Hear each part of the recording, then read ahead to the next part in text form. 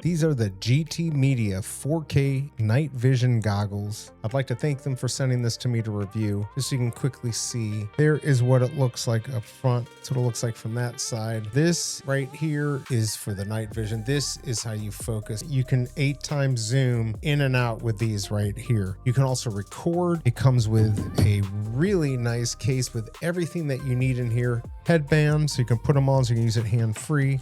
You can attach it to a helmet if you have that. It has the charging cable. It even comes with a 32GB SD mini card and the reader. I didn't have much luck seeing any deer, so I went ahead and went with my dogs. It's just really cool to be able to record your animals. It records the sound too. It can do color. This is 4K photo. It's 1080p HD video recording, and it supports up to 4K still photos and smooth 1080p 30 frames per second video. But it does do color better in low light. This does really look nice. It picks up a lot. Do remember, when you have no light, it's not going to be in 4K in this situation. It's just kind of fun to be able to see what's going on in your backyard. So if you're looking for night vision goggles, you want something fun, maybe something to give to your kids, maybe something for you, check out the GT Media V6 4K night vision goggles.